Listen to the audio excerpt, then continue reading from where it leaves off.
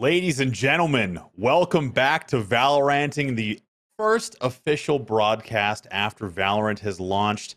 For those of you joining us for the first time, Valoranting is a show where we have a couple of guests on and we talk about Valorant from the competitive community all the way through to even the minute developer communications. Joining me today, Ultra Lex, or just Lex, if you will, a former professional CSGO player, recently joining the Evolved Talent Agency to handle Valorant. And you might know him from a little jam band CSGO squad called Mythic, who's been evolving over the years and lives on to this day. Sliggy, no, he's a world-renowned CSGO observer, former player himself, and has taken on the coaching role of one of Europe's hottest Valorant teams, Fish123. Gentlemen, thank you so much for joining. I can't wait to get started. I wanted to leave this little space right before we get started. Lots going on in the world right now. I wanted to start with you, Lex. Anything you wanted to say for the people out there? Um, there is, and I'm sure we'll touch on it before we sign off at the end of the day today. But for now, just thank you for the introduction, Moses. Thank you for having me. Excited to be here. Thank you, man. Sliggy? Yeah, happy to be here as well, man. I appreciate the time. Appreciate you guys having me on. It was quite an intro. I appreciate that. And I guess one other note that I failed to mention, the long lost biological son of Hugh Grant is Sliggy. So just good to have someone attached to such greatness here on the first show. We have a lot to talk about, boys. Let's jump right into it. Valorant is launched. For sure. And wow, I mean, right out of the gate, agent changes. Let's jump into it. I want to see what's going on with these agent changes. A huge batch of patch notes came up recently. And let's talk about Jett and Phoenix. These are two of the, I guess, marquee characters. They're in all the marketing. And let's just go over the changes really quick for Jett. So she had her buff. Her buff is mostly to her smoke duration, going from 4 seconds up to 7. And the ability now to dash through Cypher traps with her Tailwind ability. This is a big change for Jett. And man, I really hope that this is going to put her in a position to get some more pick rate, especially in the competitive situation. Phoenix, he's had his Blaze Wall increased to 8 seconds overall. The tick damage has been kind of changed up a little bit to match the other abilities that have changed for dots and what have you in other characters.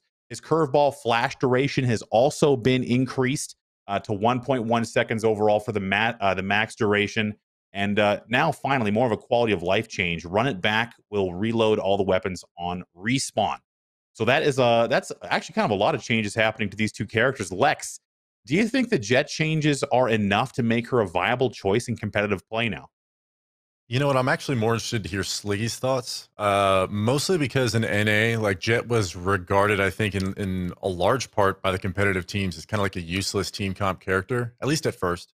There were some teams that did try and base some strats around the way that you play with her and kind of get innovated with it. I already think that she was quite strong despite the buffs. I think she just needed, a gentle touch and some love from talented players that can utilize her to the maximum, capabilities that she has. So I think with buffs coming out for both Jett and Phoenix, I think certainly Jett is going to be even more viable in a competitive sense than she was before. Yeah, Sliggy? so it's a champ that we've actually been using it on Haven. Our Mhm. AWPer artist absolutely loves it. So we welcome all these buffs that come. I think the smoke going from, I think it's 4 seconds to 7 seconds is pretty 7, I think, yeah. giant. Yeah, I think maybe a bit more is coming. Maybe I'm not sure it's in a good place yet, but it's definitely a bit more viable. So it's good to see. And then Phoenix, yeah, it's getting there again. I think I just don't. I'm not a big fan of the Flash. I think the Flash needs some kind of rework or a little bit of a buff. I just think it's too easy to turn from. Yeah, it's just in terms of the other Flashes, it's just not up there. So Yeah, do you I think think like now? the ability to turn from those flashes, even just like preparing for it when a Phoenix is on the other side of the wall is like it's such a disadvantageous spot to be in as a Phoenix player when you know that people are holding the angle. There's no way to like flash into it and safely peek. it feels like it's almost you're almost always going to get traded, which maybe there needs to be buffs for his flash again. I'm not sure. So you don't think then Sliggy that the max duration to the flash? I'm not sure where he slots in with breach, but do you think that Phoenix, even with the max duration of the flash, is going to matter because of the way it's deployed? Does he have any effect on breach's pick right now? I think it helps, and of course the ult's pretty strong. But yeah, I don't know. It's just the pure fact of if I turn away from it, it's like a mild inconvenience. I'm still not that blind. I can just frag out, and I swear I'm not entirely sure on the stats, but I feel like all the other flashes, if I turn away, like the breach flash, I feel like it gets me way more. So I'm not too sure. Still more tweaking I think needs to be done. I think part of it has to do with the Phoenix players themselves, like with the angle that you're throwing the flashbang, how long it's going to be on your opponent's screen. It plays an audio cue ahead of time, just like Breach does. But you can see exactly where the flash is going to pop on a Breach flash, and it's almost like because it's a stronger flash, you need that preparation.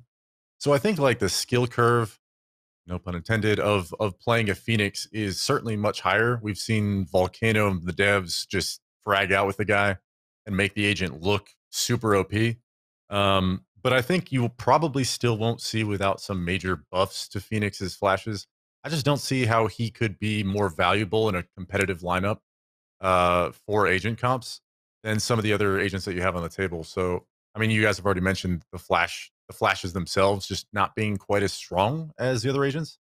But if bans were rolling out at some point in the future for the game, like I would love to see Phoenix get played at a high tier in competitive Valorant for sure.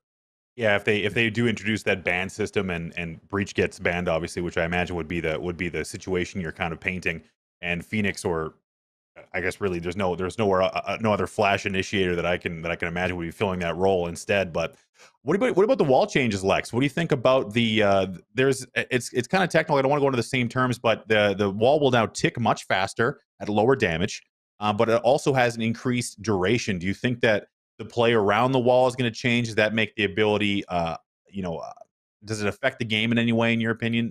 The change to the Phoenix wall? Probably not. I haven't seen enough of him yet to make like a really decisive statement on it one way or another. I know some of the people that I have seen playing Phoenix a lot have kind of had mixed opinions on whether or not he feels stronger or more useful. So I mean, on some level, I think it's kind of situational, but I think he could still use some love in those categories as well. Sluggy, thoughts on that? Yeah, I pretty much agree with everything you said.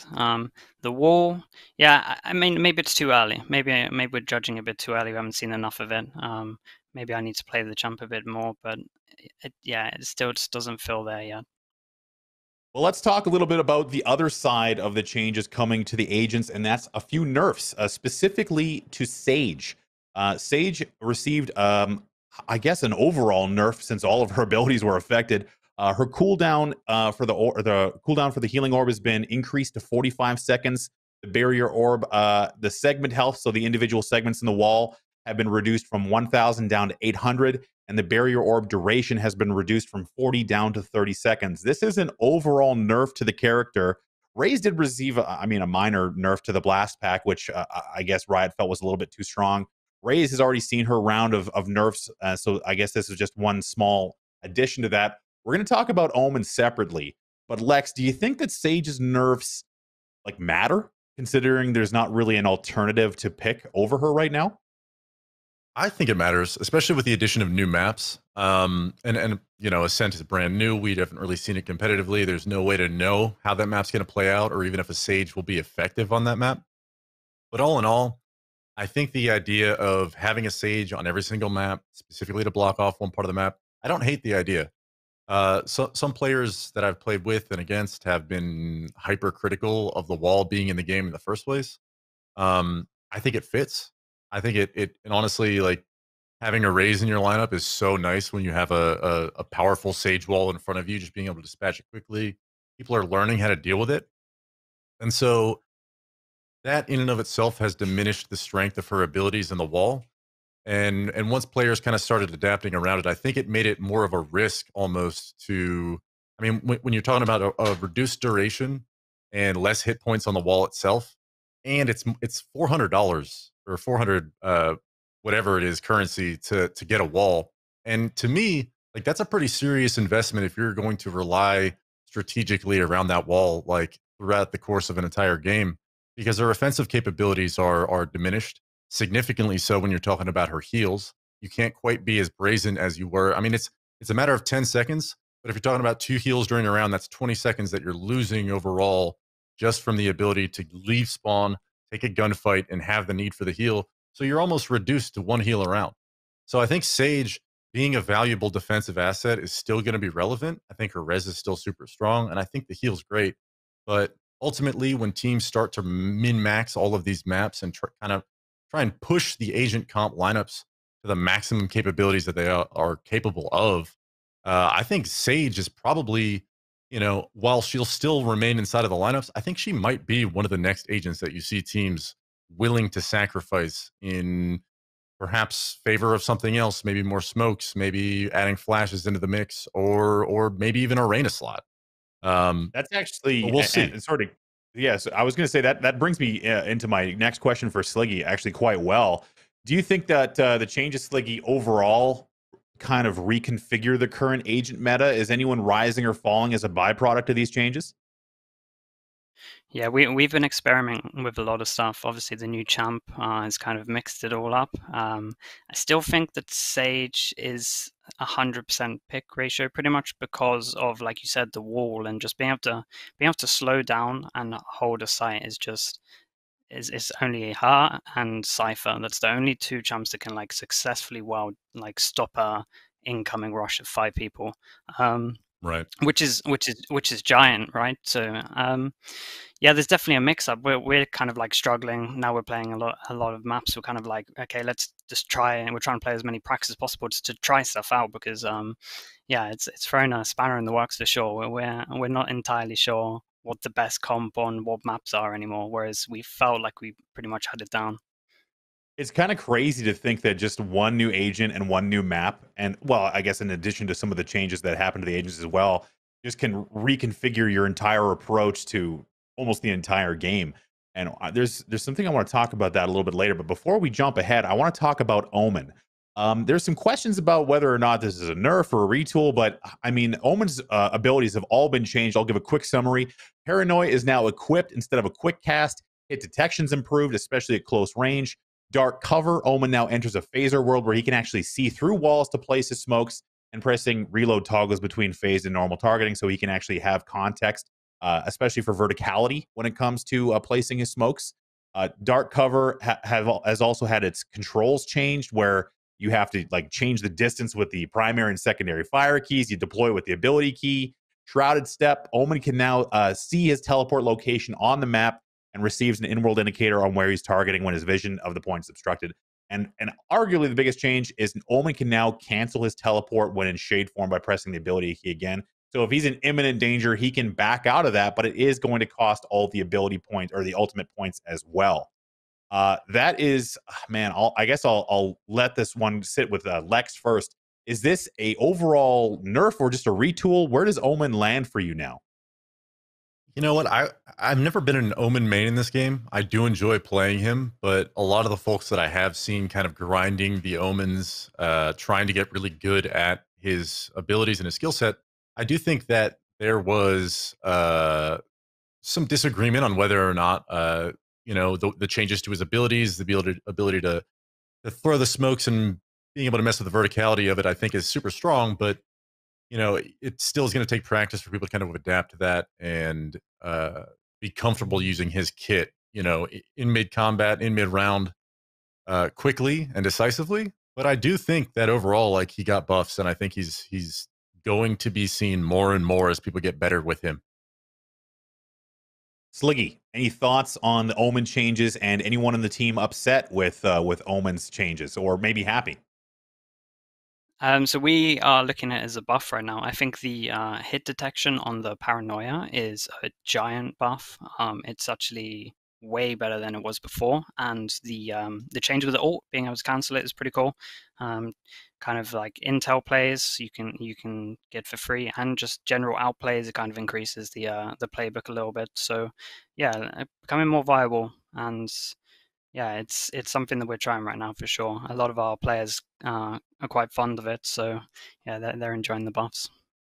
I think that it's going to take a little while for me to wrap my head around changes to Omen. And I think that, man, from a just a fun standpoint, I think Omen's kit just becomes a little bit more interesting, a lot more variety there.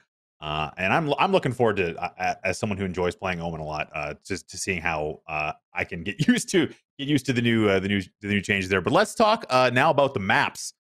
Split has received another change to its midpoint, and I'm going to just quote from Riot here, where they say, "We felt like defenders were able to effectively plug up the main choke point in mid for a large percentage of the round. The new layout hopes to alleviate this issue. These changes open up the space quite a bit and provide an additional path to get around stalling abilities on the stairs. It also gives attackers a few different angles to help siege B tower and vents." Lex, early impressions of the mid change, and does Split now feel considerably different in comparison to the changes they made in beta? Amazingly, like I've played about a half dozen games since yesterday and I have not played Split a single time outside of Spike Rush. So in terms of like an actual, like, how are we going to play this map? I haven't given it a ton of thought defensively, but I'll say this. One of my criticisms like of Split to begin with wasn't necessarily the layout or the gimmicks on the ropes. Like a lot of people have very opinionated things to say about Split for this reason or that. Like I hated the FPS drops, but genuinely I didn't dislike the map for what it was. What I had an issue with was a lot of the gunfights that I felt forced to take, or that I just felt like I was almost restricted from making. Like swinging up mid, trying to take gunfights against defenders that have static positions was very difficult on splits. Very claustrophobic, and especially around mid when you're dealing with tight corridors. Man, Yeah. like half the time you're real tight butthole over there, man. Like you don't really know what's going on when there's four smokes, there's a Viper wall, there's a Sage wall, there's a slow on the ground. You're standing in a mall, you don't know what's going on. So just having some extra breathing room at mid, I think both, if you're plugging ranked or unrated or whatever, in a competitive sense, I think it's going to be a more interesting map to watch. I think it's going to change the way that we run agents on that map specifically, which is kind of what I mentioned with Sage earlier, is like maybe people would be more open to swapping around how you play her on that map. Um, but ultimately, like I love the idea of opening up mid. I'm sure we'll continue to see more changes to the maps in subtle ways like that. But that one is not so subtle. That mid change is pretty drastic, and so far I think I'm a fan. It's pretty, and claustrophobic is a perfect word for that. That was the impression I got when you're, especially on attacker side, when you're crammed into the L hallway, or if you're in sewer and you're seeing all these abilities go off. You're basically just waiting for the blast packs and the paint shells to like subside before even gingerly peeking your head out, or whatever, swinging out onto mid. I think the widening of it is going to definitely change the dynamic. Sliggy, do you think that Split is still defender side? I think there's been some discussion on whether or not it actually is defender sided on Split. With the changes, and I guess I'll kind of roll over some of the question I posed to Lex. What are your early impressions? Do you think that Split is still defender sided? And have your views changed on that at all since the patches dropped? Yeah, so I think it's almost even now. I think it does benefit the defense side slightly, but there's like a new headshot angle essentially that the attackers can get to. That's slightly on the right now, essentially like where the pillar was, directly behind the pillar, and it is so strong. It's so hard to, like, if people are there, they can perfectly crouch up. It's really hard to just generally like retake or anything. So now when the attackers get control of mid, retaking it is really hard. We're finding it really hard. So yeah, it's a good change. I'm enjoying it. It's making the map more up for grabs, really. It was just like a defensive lockdown, essentially, is what we were finding. And yeah, I kind of agree with the whole mixing up the agents. It kind of opens. It's like, and I'm just happy that they're actually taking the whole like opening up the maps and listening. Like it's something that I've been wanting a lot. I've seen other people have been wanting a lot. And they were all so cramped. Like all the maps all had like, I'm fine with certain areas being like cramped, but it's there needs to be some bit of the map that's slightly open. So great change. Yeah, loving it really, to be honest. It's one of the best changes I've seen. I I think feel like I needed a that's place on that map to wide swing, you know? Like I needed a place where I could go and take a gunfight where it's going to be clean. Like this is completely theoretical, but I think having mid open means that defenders are going to be more willing to peek. Maybe, I don't know. Sliggy probably has already scrimmed on it, but I mean, I think that's what that map was missing. Is just like satisfying gunfights for attackers, and now we've got it. And that I think that kind of permeates all the maps. I think that when I guess the repetitiveness of it, when I was playing through beta, when I started to feel annoyed by I guess just the 3 maps, it was more so the diversity in how you can actually play those maps was the restrictiveness. That was where I was getting that claustrophobia. Was you're kind of forced into these same paths all the time. And hopefully, as Sliggy mentioned, opening up various points of the different maps will alleviate some of that, at least on my side. Let's talk a little bit about the rest of the changes. There's a ton of changes in these patch notes. We don't have to go into all of it. There was performance updates as well. You can check out the patch notes. They're up on Riot's site. If you haven't been playing it yet, or if something feels different, it's gonna be in there.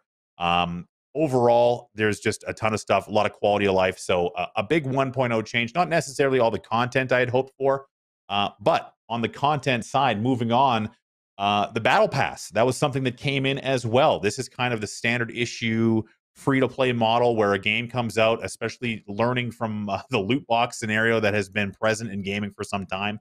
Battle pass is just the next iteration of that. It's $10. There's a lot of stuff that gets in there, mostly skins, gun buddies, all the different things. There's free rewards, premium rewards, and obviously, they are going to be encouraging daily play, which is so critical to these free-to-play games. Just it's a battle pass. I guess I'll leave it to Lex first. Happy with the skin offering currently with what you see in the battle pass. Do you think $10 is enough or too much or too little? Listen, when it comes to skins and battle passes, outside of CS, I have not had the most experience, like positive experiences with buying skins in games or feeling like I'm getting rewards and content out of them. So I think I was not super stoked about a battle pass or the skins or anything to do with it. It wasn't something that was concerning for me. I didn't really care. But man, some of those skins look so dope. And the battle pass, like I spent $10 on it. I'm not trying to sell out for Riot here, but honestly, like the skins were cool. The fact that there is some progression to it, I'm all for it. I'm a fan. And ultimately, I think like you mentioned, like the daily login, encouraging daily play, and like the challenges that a free to play game face. If you can mitigate that with battle passes, with skins, whatever, and have funding for esports tournaments and whatever else we can talk about here. I mean, at the end of the day, I'm a fan of the battle pass, I guess. Sliggy, do you think that the battle pass approach is boring? I think that you both come from CSGO. We know where you can go when it comes to skins. Is there any room for the Wild West of previous CSGO days in Valorant? Skin trading, I'm not going to say the G word, but maybe just a little bit more of a relaxed environment.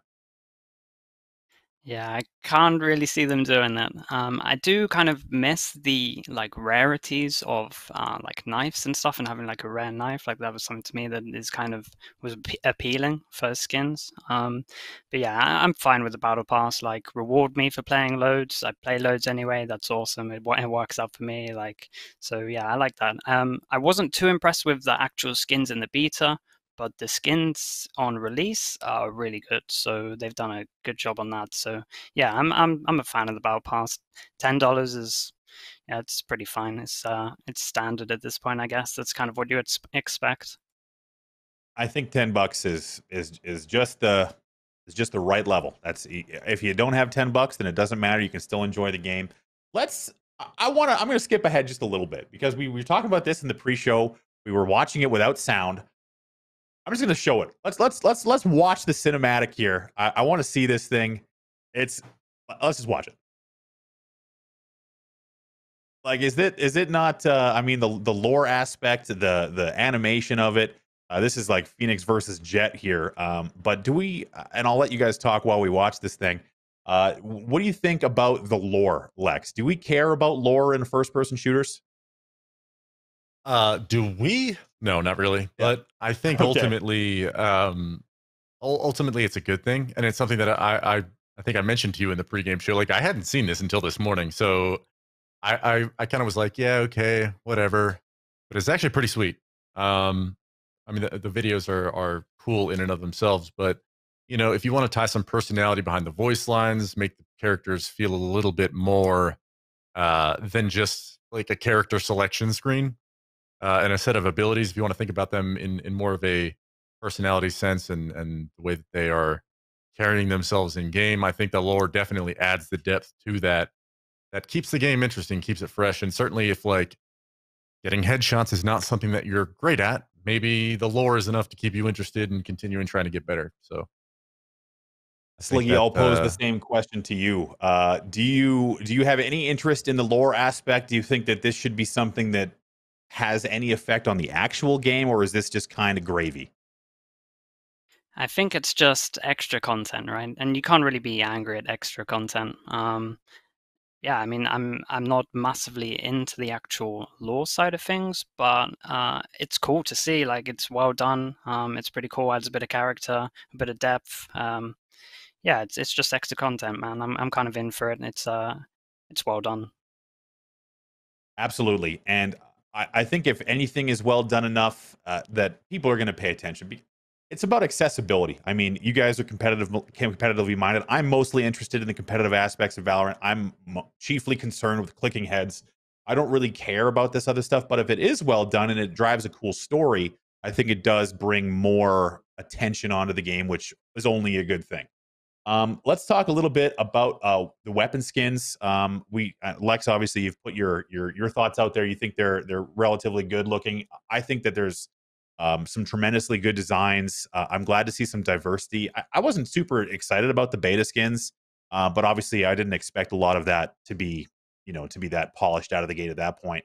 Um, as anything stood out as far as design, is do you want to see like flashier, like do you want the like the I can't remember what it's called, Revenant or whatever skins where there's multiple different abilities that kind of tie into those skins? Do you think that's a good way to take things?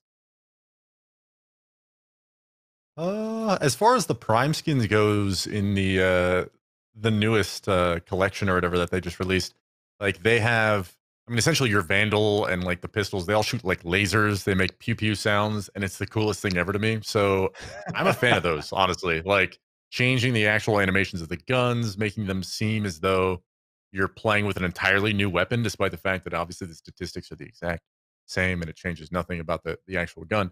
Like the Revenant skins are, I think that is what they're called, but I don't like the look of them, but then when I got to shoot them with the animations changed, I was like, this is actually pretty sweet. And I think the same goes for on release, they came out with the Prime collection, which like I think most people think those skins are absolutely freaking cool. And I'm on board with that. But like I'm shooting lasers in what to a lot of people is like a Counter-Strike clone, and we're shooting freaking lasers. Like, let's go. I'm in. I feel like I'm playing Star Trek. Sliggy, I mean, I'm gonna jump a little bit ahead for you as well. A favorite quality of life change. There's a lot of stuff that's been generally polished outside of skins. Do you think the game? It didn't really feel like a beta when it was in beta, but is this a massive change? What's your favorite quality of life change outside of skins so far? I'm gonna have to go with my FPS. My FPS is so good right now. In comparison to the beta, it's so good. I don't know what they did, but keep doing it. It's so much higher. I have no drops anymore. Even when like full executes coming in, no drops.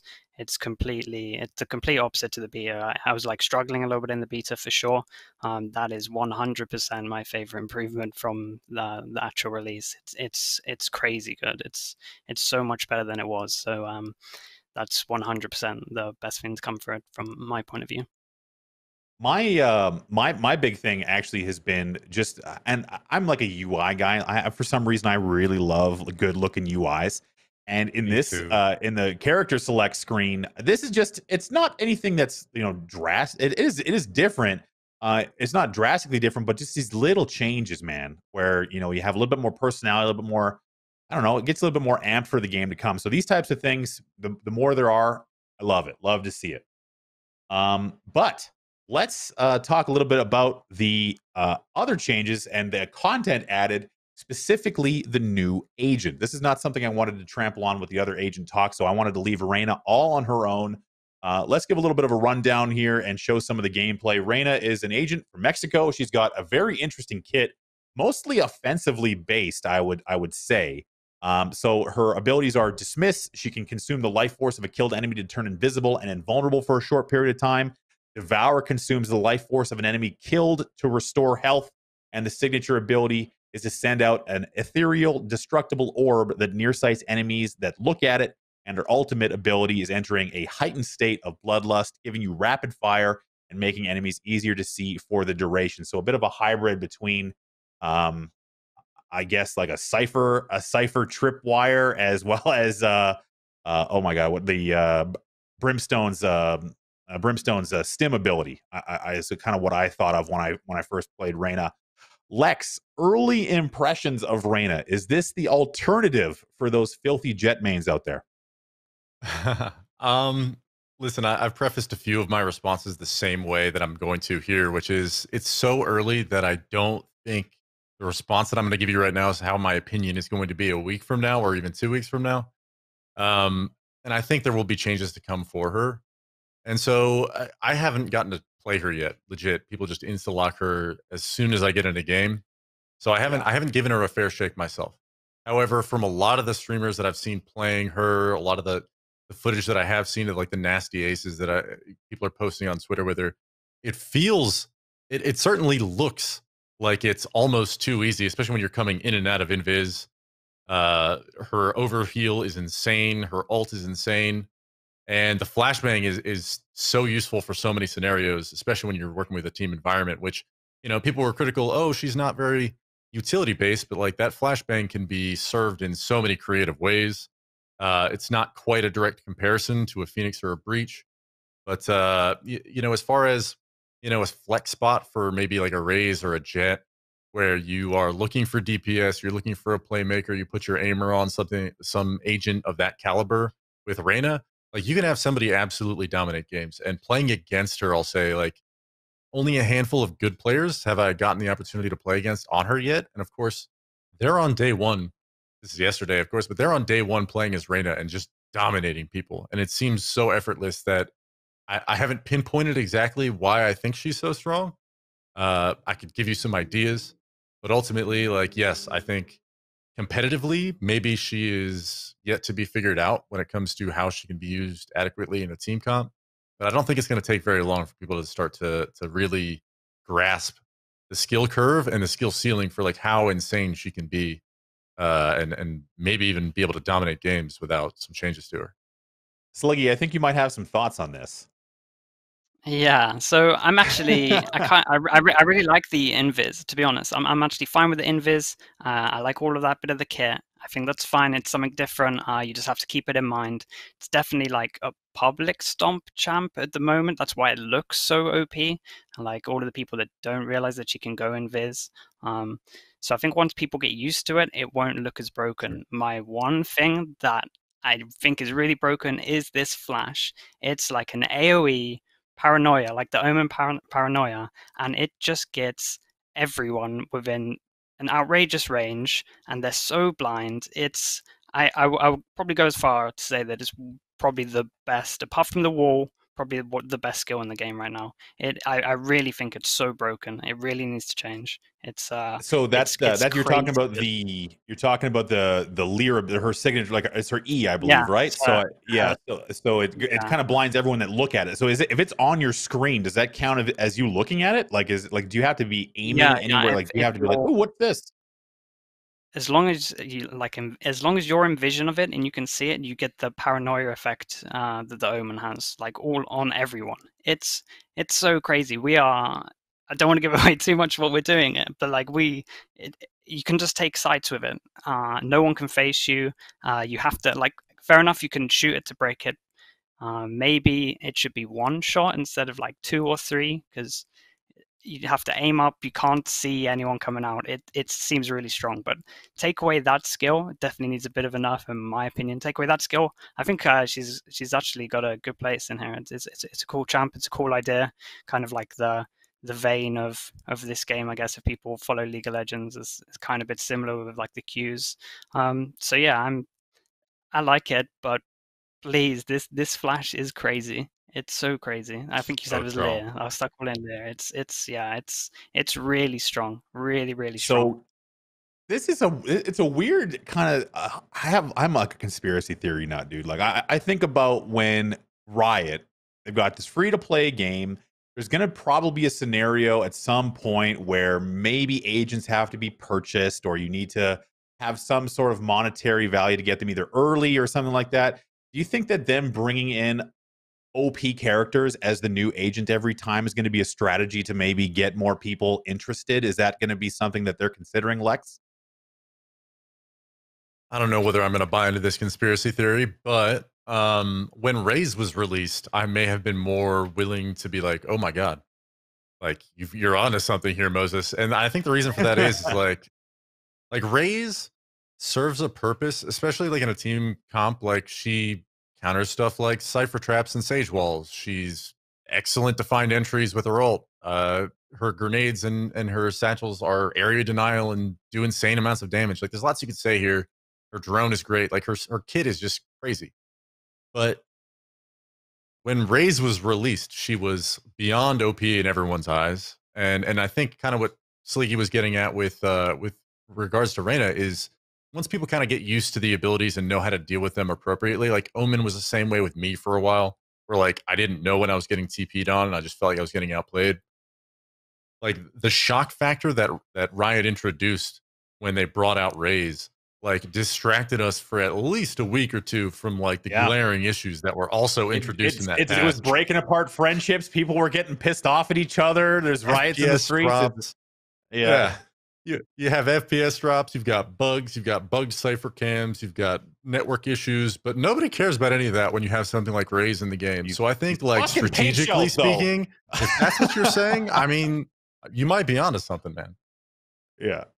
Sliggy, I want to kind of, I'll rejigger this next question for you. Are you concerned at all with the agents creating balance issues? Lex just touched on it with Raze. Should Riot be taking lessons from Overwatch when it comes to introducing new characters and constantly forcing everyone to either adapt to this new agent or reconsider the game in so many different ways? I think if they don't bring out too many agents, so early, then it's fine. As long as there's like a good period in between, and that's kind of like the meta change. I'm pretty sure you're onto something with the agents being OP at the beginning. It's just kind of something that I think we're going to accept, but it also means that the game doesn't get stale. It's kind of rejigs. It makes it a lot harder work, and honestly, quite fun, to be honest, to just kind of constantly be on your feet and just have to adapt.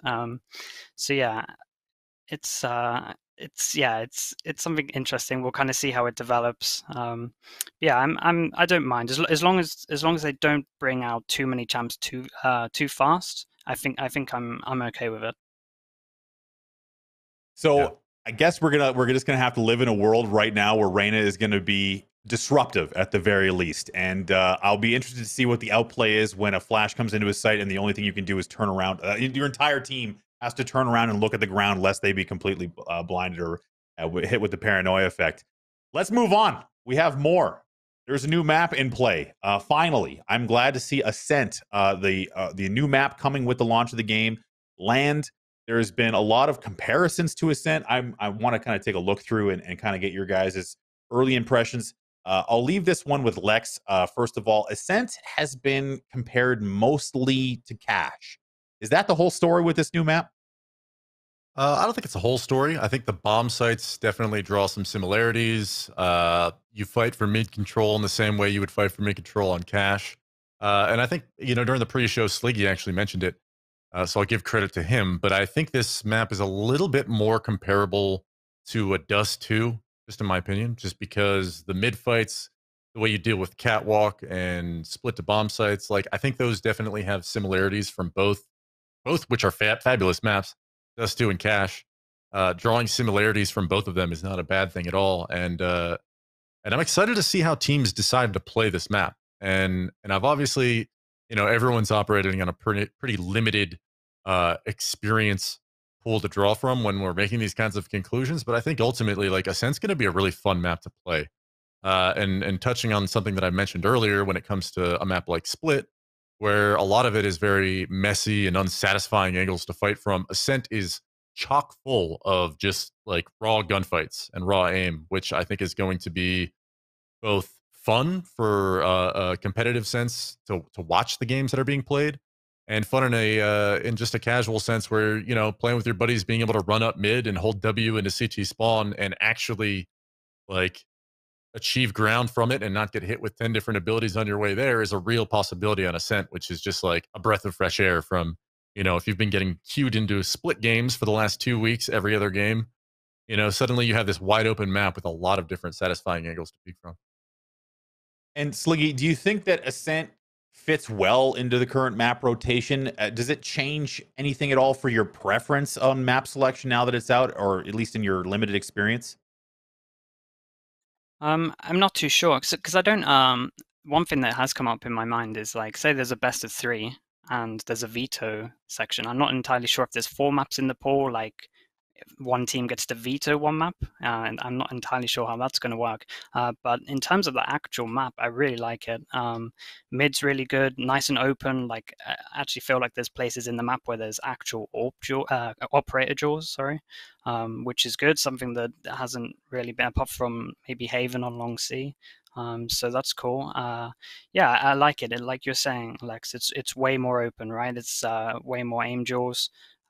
Yeah, I think it fits in really well right now. It's kind of what we needed, right? We needed another good map, and yeah, it's like a Dust to Cache hybrid, so you can't really ask for much more than that. So I'm excited. It looks good. We'll see how it progresses in the future. Lex, do you think that 4 maps is enough? Like, is that enough for a No. 1.0 launch? And do you Well, agree that the map pool in its current state, let's say Ascent aside because it's only been out a day, do you think that the current map pool is boring? I definitely don't think it's boring. And kind of touching on what Sliggy mentioned probably in the last topic was uh, when they make changes to the meta, specifically with the agents and kind of rebalancing them all.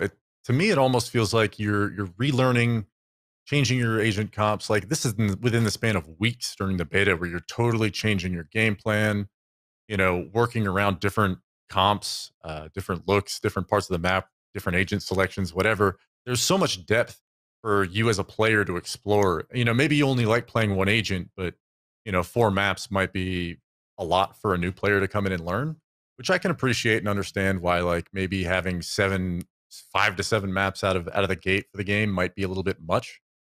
But on the other hand, I think for the competitive scene, having to relearn a new map is almost always an exciting thing, and it's fun to do in a team environment, because a lot of times you're all learning at the same pace as the other teams.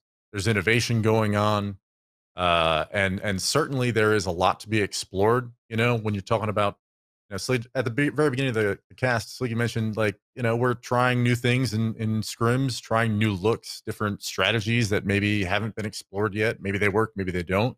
And that is like part of why playing Valorant right now in a competitive sense is so exciting and enticing. I mean, especially if you've been coming from a CSGO background where for years you've been playing the same maps and the same rotations, and very seldom do you need to really like think for yourself, because those maps have been rehashed.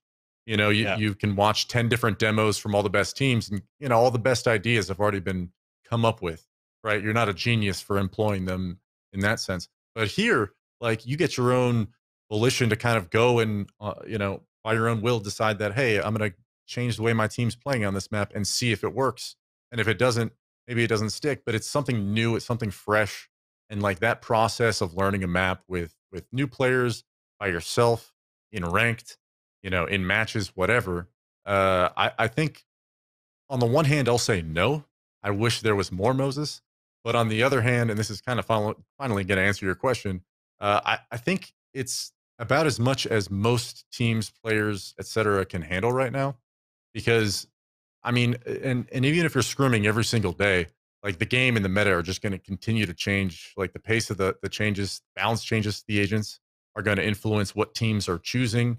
And I don't think that's a bad thing at all. I think that's part of the beauty of Valorant versus another FPS shooter is that, it's not necessarily, I don't think that we're going to see long periods of time where there's only 5 agents that are worth playing at any given point. I think it's going to be map dependent. And I think that's like something to be excited about, despite the fact that, hey, there's only 4 maps and it kind of leads towards repetitiveness and queues and, in a competitive sense, kind of can get stale to watch. But as the maps themselves change and evolve, and as players kind of learn how to play them, this is going to give the devs ample time to release additional maps. So I think within the next 6 months, for some people, it could kind of start to get stale. But for me, and I think for a lot of people who are already really passionate about competing in Valorant, I don't think there's a huge issue there when it comes to just the 4 map pool. Absolutely. And Sliggy, any closing thoughts on the current map pool? How are you feeling as, I mean, obviously you're a competitively minded guy. You're looking at this from a coaching aspect. Are you happy with the current map pool? Do you have enough choices from a competitive aspect to kind of choose your way around maybe some of your team's strengths and weaknesses?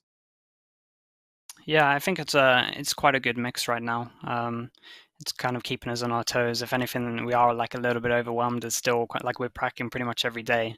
I still feel like we need more time to kind of try stuff out. Essentially, it's so fresh and new. Like we just want to try stuff out and find out what is like really strong. Um, so yeah, I mean, in theory for like best of threes and best of fives, I would like 5 maps, but at the same time, I am pretty overwhelmed already with how much is there. So yeah, slow and steady, I guess, is definitely the best way to be for this. Um, yeah, I think we're starting to see certain maps have certain agents like assigned to them. I think that like Sova on Bind is really strong. So stuff like that is really good to see. And instead of like the 100% like Sage and Cypher picks, we're kind of getting map dependent agents. That's pretty cool. Not entirely sure what their good agents are on Ascent yet, but I'm sure we'll find it out. I'm sure. I can only imagine how much work goes into that kind of thing. But the last thing I want to talk about, the last new addition is a new game mode. It's called Spike Rush.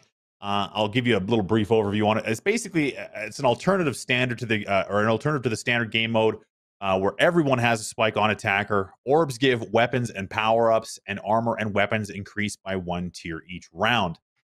This is like a fun game mode. It's got some elements of gun game in there.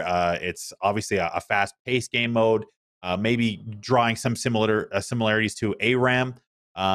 Lex, what do you think of the game mode initially? And is this something that you overall is this just something you do for fun, or do you care about this new game mode? On and off yesterday, I must have played like 20 of these games. And I'll give you all my thoughts, but I think I did expect that this new game mode was going to be something like an ARAM style where, it's mostly for fun, but you can practice your mechanics, learn new agents, and it would be a condensed format where and that's exactly what we got, right? I think in and of itself, it can be a lot of fun. I think for the more competitive minded players, or even it doesn't even necessarily need to be limited to competitive players, but for streamers specifically, and if I'm thinking who mostly is going to benefit by the added game mode, it's probably going to be people who are making content, who are trying to just play the game in between long queue times, and maybe your friends aren't on, maybe you just want to solo queue, but you don't want to hop into ranked. Like it's a good alternative. I think people were hoping and expecting kind of like a warm up mode, like TDM or deathmatch or something along those lines, and I'm sure we'll talk about that at length. But as far as the game mode itself goes, I think it's a great start. Like I would love to have, people were predicting that it was going to be a retake scenario or an execute scenario or something like that, kind of like from CSGO servers. But I love the idea of having just a condensed game mode in the first place. I think part of my hesitation to say it's great is that it already was kind of getting stale for me by the end of the day yesterday. Because the quality of matches is so you can be playing like bronzes one game and then you could be playing gods the next. And like, it's fun when people shoot back at you, of course. But for the streamer types, people who are grinding the game, it almost makes me wonder, like, an additional ranked mode for Spike Rush. That sounds silly, but Oh yeah, it would give yeah. people something to play and like get sweaty on that doesn't require like a high degree of competitive game sense, caliber, and commitment from players who are maybe good enough to be playing in those high rated competitive ranked matches, but don't necessarily want to give that level of effort or just play for 10 or 15 minutes and be done. I'm personally all for any yeah. game mode that disregards caliber, skill, game sense. That sounds right up my alley personally. And you actually touched you touched on something, Lex, that I want to now pose to Sliggy. Where is deathmatch? Why are they depriving us of deathmatch? And when can we expect to see deathmatch added? Do you know anyone at Riot who might be interested in hearing my thoughts on why deathmatch should be added? I feel like I would have talked to them already because I'm literally on the same train of thought. I need a deathmatch. I can't warm up in this game. Our players can't warm up. It's so hard to warm up. Like, this is a fun little 10-minute thing. It's cool. It's like, it's good. 10, 15 minutes, you want to play a game. Love it. Great idea. It's fun. I really need a deathmatch or just something to walk up. The bots just aren't doing it for me. It's just not the same. I needed some kind of deathmatch mode, run around, take some aim duels, just anything to warm up. It's really lacking right now from my point of view. That's the one thing that I really, really want now. That's actually what I thought was coming in when they said one game mode, and I was like, oh, it's set on deathmatch. That's pretty cool. Yeah, I really thought it was going to happen, and then I see Spike Rush. I was like, oh, okay, back to the bots, I guess. I mean, it's a good mode. It's a good mode. It's fun. But yeah, man, please the deathmatch. I need it. I think it's a big brain play from Riot. I think it's honestly, man, like you're going to be having people coming from all over gaming to check out Valorant. And the competitive queue or the rank queue and the casual queue are probably not enough to sell people to say, like, hey, you can have fun here too. Like, you know, like, come have this fun game mode. TDM is, or deathmatch, whatever, or whatever, I think is definitely for those who are competitively minded. You're thinking about warm up, just basic skill building. I think that'll probably be the next component. I hope will be the next component added to kind of give those who are like, okay, I understand the game mode by playing Spike Rush a little bit, and now I want to get better for ranked and or even just regular casual games.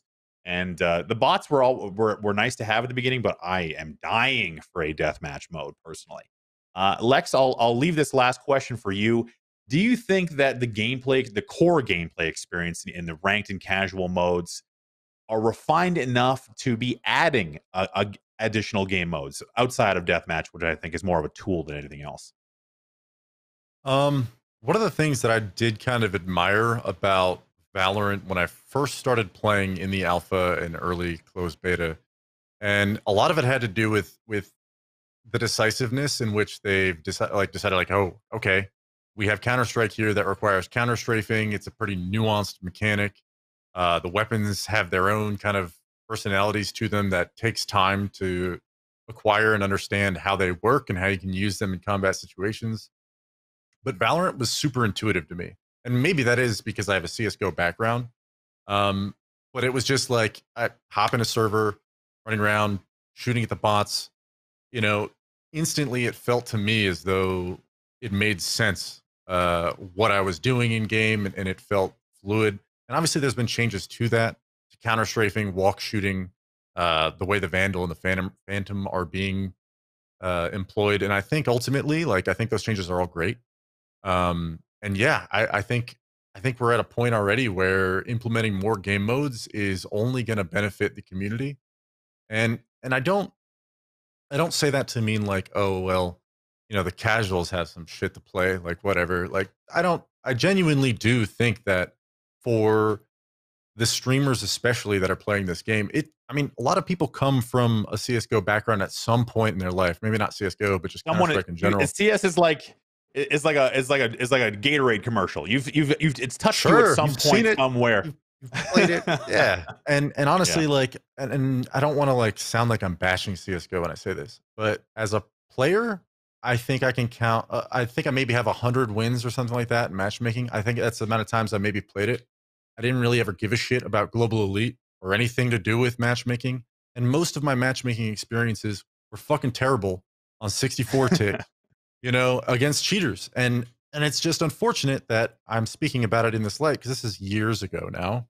But in terms of a modern context, when you're talking about playing a game for fun, you know, a 45-minute plus ranked game where your teammates are being assholes to you is going to be tough to swallow for some people that maybe aren't used to that kind of a gaming experience despite their skill levels. And so having something that is fun, casual, laid back, different game modes, whatever, I don't think people are going to look at those as like the competitive standard or what they could do with the game or anything like that. But I think ultimately, like, players like me that maybe don't have time to queue up a 15-minute match in between, you know, work and lunch or something like that can go hop in and spike rush and play the game. People who don't really know what they want to do in between games, it's draining. It's physically exhausting to be sitting there and playing a game for almost an hour straight and then be expected to requeue into it. So, you know, that's a long-winded answer of saying, like, yeah, I think the mechanics of the game themselves are in a fine place.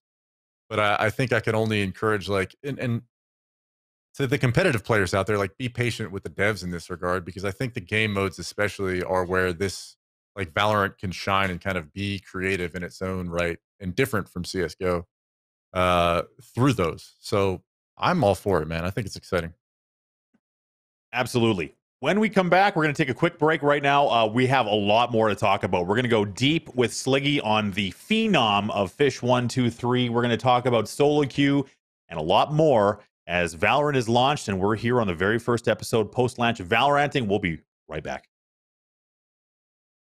Welcome back to Valoranting. I'm WTFmoses, joined once again by Lex and Sliggy. We've been talking through the Valorant launch and all the different changes that have come into the game. And now it's time for probably the most, I guess, talked about or controversial aspect of the launch. And that is the fact that solo queue, at least in the immediate future, is not going to happen.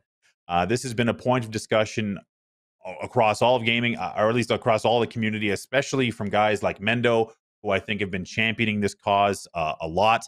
Obviously, he's disappointed that that solo queue is not coming into the ranked mode, and will be looking to run his games beyond the current matchmaking offering. And a lot of people weighed in on this, and I guess I'll lead into it. I personally think that solo queue is desirable. I personally am pro solo queue as a guy who just wants to jump in and out of the game without really worrying. And I kind of think back to Apex Legends launch when there was a 3-man queue into that. There was no solos. It kind of draws contrast to that. It wasn't really that exciting to have to plan who am I going to be playing with if I want to get decent games. Lex, do you agree with Riot that, and this is kind of without giving the context, do you agree that Riot is going the right direction in basically assuming that solo queue would undermine the team play aspect of Valorant? Do you agree with that? No, but let me tell you why. And let me play devil's advocate against myself as well before we hand it over to Sliggy. And I think Okay. I think the reason I'm a very militant mindset when it comes to queuing ranked in games like this. Like I'm very extremist when it comes to how I feel skills should be measured. And I think a large portion of what it means to be good in a 5v5 tactical FPS shooter is good communication and good teamwork. And I mean that on an interpersonal level with both strangers and your friends. And for some people, like, I totally understand why, you know, the ladder is intimidating. Ladder anxiety is a real thing across a lot of different games. And so, you know, restricting it to a solo queue only, like, I'm willing for compromise to be there when it comes to flexing the queues, dynamic queues. But I think 3 stacks and above, the amount that you can just control a game if you're queuing with your teammates or your close friends or your buddies that you play with every day, you know, if we're talking about a ranked environment and you're up against 5 solo queuers, like, those players are facing fundamental challenges that the other team is not, any way you cut it. And so what I would prefer to have happen is have like a solo and a duo queue ranked system where you can queue with up to one other player past a certain rank, maybe have immortal be the cutoff point where once you hit immortal, it's solo queue only from there on out. I don't know. You know, I'm open to any kind of conversation about it, but what I don't enjoy doing is feeling like solo queuing is somehow going to make the next hour of my life misery, right? And a large portion of that comes from the fact that the opponents that you're going up against, in a large portion of my ranked games during the beta were against 4 and 5 stacks. And, you know, it feels great when you beat their asses and you feel like a god and it's like, wow, those guys are terrible if they can't win with their 5 stack. Like, you certainly have those thoughts, and it almost makes it like whatever. I don't even care about the stacks. But it happens often enough, I think, to streamers. I think to teams that are even just trying to queue practice. You know, sometimes it's hard to find scrims and you just want to queue. So like I'm willing to totally be reasonable and say that like stacks need to be a thing in Valorant, certainly. But the other side of that is if you're just playing with friends, like there's no reason for unrated to be barred from 5 stacking and just going and having fun. If you're gonna troll around and you know, just hang out with your buddies and play the game and shoot heads, like that's a fine place to be. But ranked to me, I think, is always just supposed to be a measure of skill. It's supposed to, you know, literally they hand you a badge that says you're this good. And when so much of that is dictated by things that are outside of your control, and a huge portion of that comes from the quality of players that you're playing against, the opponents that you're going to have on the other side of the fence, you know, if they're 4 stacked or 5 stacked, they are enjoying a lot of advantages that you don't. And you're spending a lot of energy and time, you know, trying to find You're spinning your chemistry and wheels. build Yeah. teamwork with strangers, you know? And so I think my anger with it comes from the lack of acknowledgement by the devs of that, right? Where it's like, oh, well, we don't want people to just like miss out on playing with their friends, and teamwork's a big part of this game. Like, absolutely. Absolutely. Like, I can't agree with them more, but then it stops there where they're kind of failing to realize that for good players and for competitively minded players, like a leaderboard, having ranks, having your Valorant rank or whatever, it's either meaningless or it means something. And having it like Right. trying to be both is it makes me not want to queue ranked at all, frankly, because it's like, well, it doesn't mean shit because I can just 5 stack with my friends and get it tonight if I wanted, right? And Absolutely. maybe it sounds shitty for me to describe it like that, but getting boosted is really easy to do in these kinds of games. Like if you wanted to Yeah. go 5 stack CSGO like unless you're running into cheaters, you're probably going to win.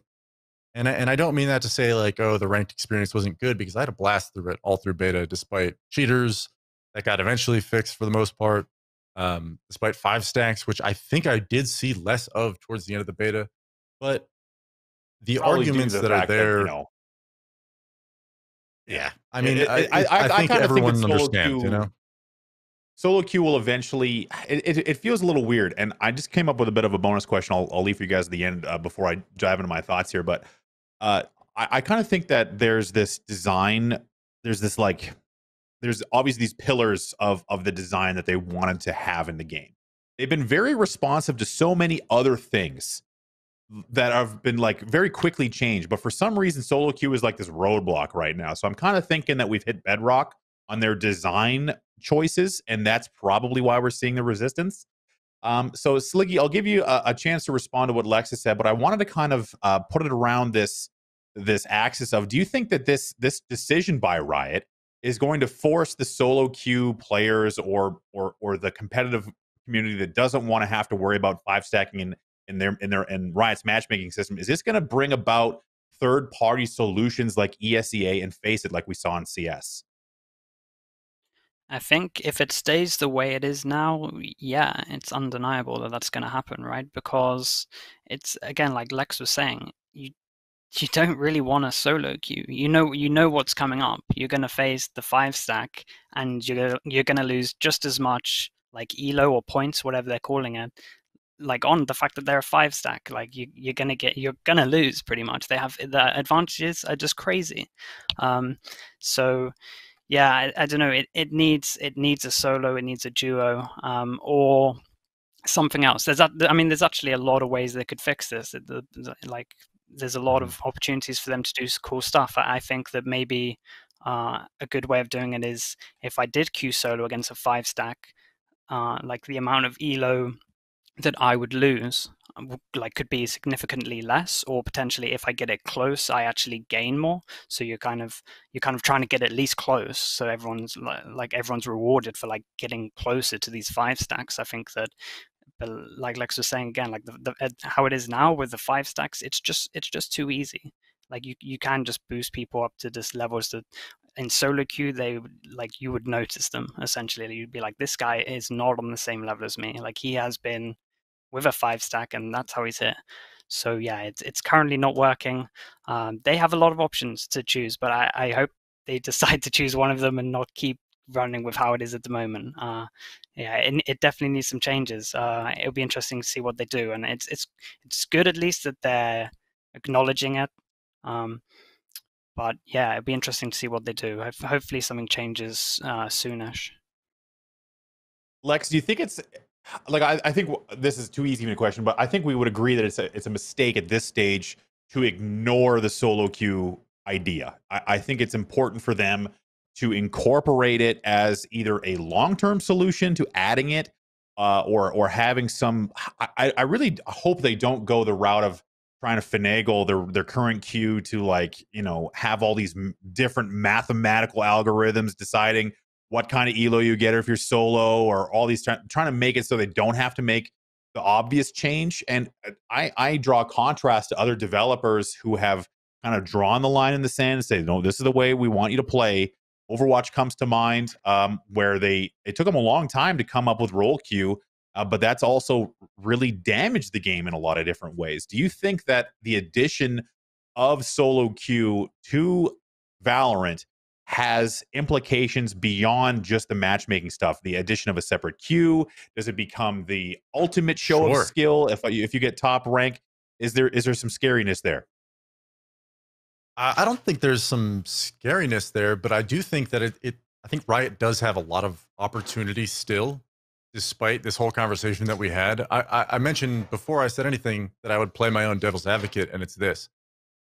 Riot is facing, trying to implement a huge player base. A lot of people who are just starting to play the game now, they're getting it on rateds. They're learning the game at the same pace that we essentially were a month or two ago, or whenever, when closed beta was launched. And so it will take some time before, apparent skill differences are visualized in real time in your games, where you can actually like see that your opponents and your teammates are like getting better as you rank up.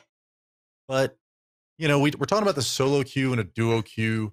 Like there could be, and would be awesome, like a clan-based style 5v5 ladder where teams, mixes, pugs, whatever. If you just have 4 buddies and you want to go play like harder level games, like you could have a leaderboard top 100 or something for literally teams inside of Valorant. And that's something that maybe that they would think about rolling out towards, announcements pertaining to the competitive future of Valorant. This could come 6 months from now when it's convenient for them, when they have analytical data to reference in regards to how they're going to balance ELO and MM and all this other stuff that we're talking about. I'm not in a rush to see ranked back if it's the same way that it was in beta. So that's kind of like a controversial thing that I'll say is like, I think solo and duo queue in and of itself is like going to benefit the competitive player base and the way that we view players in a huge way, especially if you look at the way that, Riot's handling behavior and racism, sexism, people bullying teammates, exploiting the game, whatever. Like if the report system continues to get better and better, like I would love it if like solo and duo queue started to take into account things like, do you have a freaking microphone? And do you have, are you somebody who communicates well, like a rating system or something like that? Like Riot has a lot of different, I was about to say agency, but that's deep. That's agents talking about a game and agency. I won't go there. Like trying to actually give players agency to shape their own futures that aren't dependent on teammates or who or whatever, requires some kind of a solo show of, hey, I'm good at this game, that isn't tied to the success of your 4 teammates.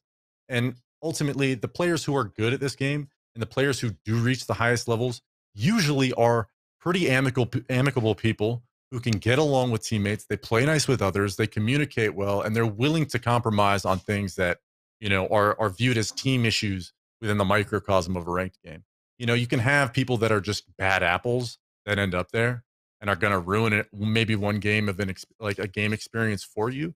But solo and duo queue kind of puts the extra onus on a player to be like, hey, like if you're going to be queuing into these, this is where like you actually get tested for your skill and you want to be reflected positively.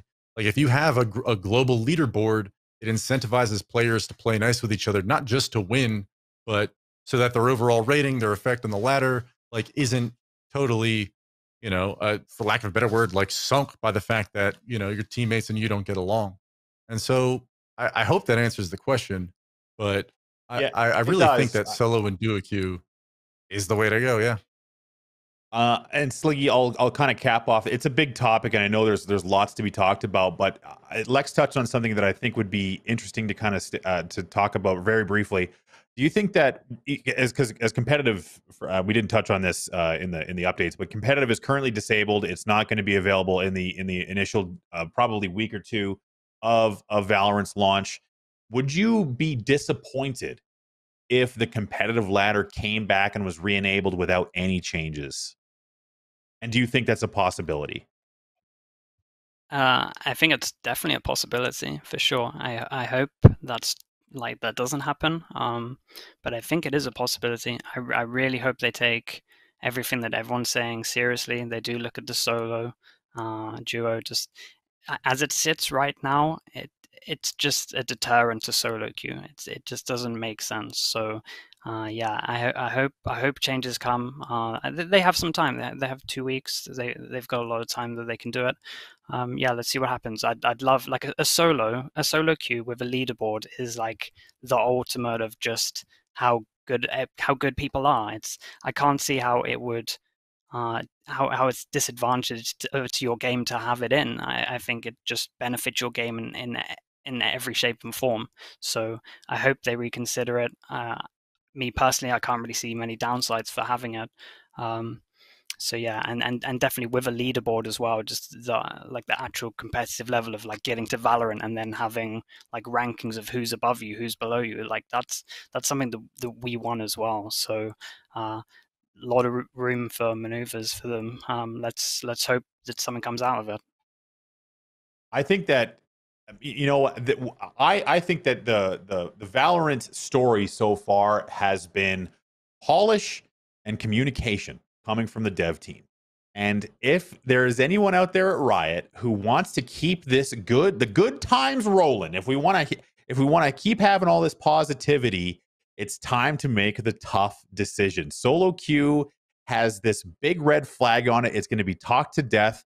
Do you have the balls, Riot, to make the change, even though it might go against the core of what you want for your game, or maybe your early design, or whatever it is, the vision? I think that if they have the humility to look at this change seriously and implement it, that they would gain so much favor, and it would be just another feel-good story. And we're all waiting for that shine to come off the apple. And I mean, I really hope that it doesn't happen with solo queue, because it's such an important aspect of the game.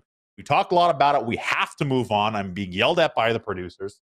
We want to talk about Fish 123. This is a team with one of the most eye-catching names I think I've ever seen. There's a lot of history here. And for those of you who didn't catch the intro, Sliggy is the coach of the team. He's been, piloting the team to success basically single-handedly. It's barely on the players. Sliggy himself is. No, I'm not going to do that to you. But let's talk a little bit about Fish 123. I'm going to let Sliggy do it. He's the coach of the team. Tell us about your team for those of us who are not well versed in the UK Counter-Strike scene. Yeah, I think you kind of just summed it up there, right? UK Counter-Strike. We've kind of come from nowhere. It's essentially like all of the players that were up and coming and had a lot of potential, but didn't have the core, I'd say, in CS to kind of bring us up. It's essentially just 5 up and coming players who all looked at Valorant and was like, this is the one. This is the opportunity. We saw videos. It looked so good. It looked so much like Counter-Strike. I think people like CS does get a bit stale. Like we see it now, with people taking breaks and stuff. Like it is really stale. So something new, fresh. Everyone's loving the game. So yeah, we're grinding pretty hard. Like we're practicing a lot. We kind of just set out to just win as much as we can, and actually try and put UK back on the map in esports. I guess it's at least from CS point of views, it's not been around for a while. So yeah, we're trying to do the best for that. But yes, so far we're doing good. But it's a lot of practice.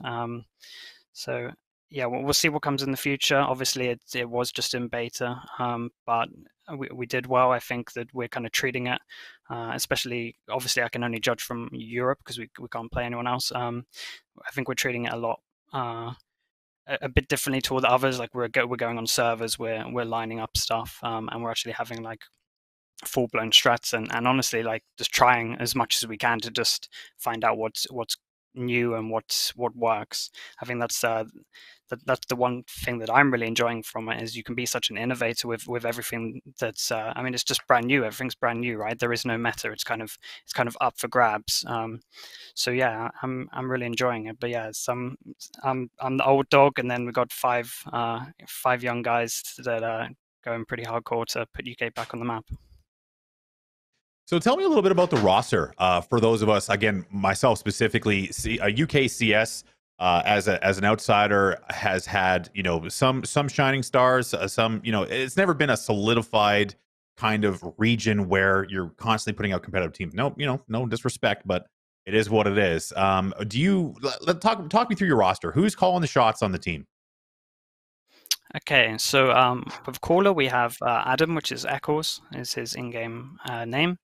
He's used to play in Fnatic Academy in CSGO. I think he's 19. Don't want to get his age wrong, but I think he's 19. And yeah, he's got a lot on his plate. I think it's actually quite hard to be an in-game leader in this game. It's a lot of reactive play. It definitely plays a lot different to CS. It's a lot of stuff to learn. But yeah, he's doing pretty good. He's got a lot on his plate. He's not doing too bad at the moment. We're again just flowing with loads of ideas. His calls have been pretty good. But yeah, this game is so much reactive play. It's definitely, I think it's a really hard to call on this game. So he's doing a stand-up job. He a young lad. So filling out the rest of the roster, just walk me through the backgrounds. I'm really interested to know where these guys have all come from. Obviously, the IGL is just one of many components on the team. And just as a heads up, as we kind of flash through the achievements, we're talking mostly of Counter-Strike because there's not too much to be outside of the beta cups and whatnot that we were participating in prior. I want to hear more about the team. Sure. So we have Cryptix, who is currently our Cypher main. He's kind of, it's a hard place to be. It's can get a little boring, can be a little bit stale. He kind of just always an anchor on a site. He was very good. This is the thing with all this team. It's like a lot of potential, right? It's a lot of players in CS who've shown a lot of potential, but essentially either gave up too early because they were essentially like getting not bored. Bored is a bad word, but like just finding the game a bit stale, and trying to find motivation became a bit hard. But like they're actually enjoying this game. So Cryptix himself is someone that's is definitely like a big up and coming player. He's kind of all of our players are just people that essentially have been slept on essentially. So yeah, it's nice to see that we're kind of getting a platform and going pretty hard. But yeah, he's the Cypher main at the moment. We're trying to, I mean, he does a lot of his own research right now, and there's a lot of stuff on YouTube. If Cypher mains out there, YouTube, so like there is so much good stuff out there. Find them, save them, follow them. People don't have many followings right now. Just there's a lot of good stuff that you can take. So he's constantly doing a lot of research on that stuff. And then moving on to our operator, with like the AWPer, it's Ardis. He's our Liverpudlian. He's got some good spirit. He's always wants to play Jet, which is really annoying. Like every single map, he'll just try and wedge Jet in there somehow. Just like, oh yeah, I think this is a Jet map. Just try it out and stuff. So we're constantly having to keep him on a short leash. So he's a big advocate of Jet. But honestly, potential wise, like he's really strong. Like I think he's one of the best, at least in Europe. Again, it's hard to be comparable to other continents right now, but at least in Europe, I'd say he's, sorry, Mixwell, I'd say that he's probably the best AWPer that we've seen at the moment, Ooh, operator-wise. Yeah, man. shout out to I Mixwell. don't want to call him out. He's my boy, but yeah, I think in terms of beta, I'd say that Artis or Ice Paper Hands is actually the name that he decided to give himself, which is terrible, and hopefully he changes it. So yeah, Ice Paper Hands. And then moving on, we have Link, who is our Sage main again, of course, 100% pick rate. He's played on a lot of teams in CS, Vexed and like Infused, and he's just at the moment he's an anchor. He's a safe pair of hands. We're finding he gets us out of a lot of rough spots. He's playing a lot that he like I'll call him out. He likes shot. debate. And I'm fine with a beta being the healer. Like if you're going to be baiting, you can be the healer. That's fine. You can use your res and stuff like that. Like I'm calling him out. Definitely a beta, but we're fine with it. We're kind of that's the one agent we're allowing it. You can have it. And then we have Soulcast, also Dom, who is our kind of flex, but mainly on Rays. He's pretty good right now. He's been spotted a lot by a few agents and stuff like that. He's kind of come into his own with this game. He was actually really adamant on playing Omen on every map, and then I had to get him out of the whole habit of being on Omen.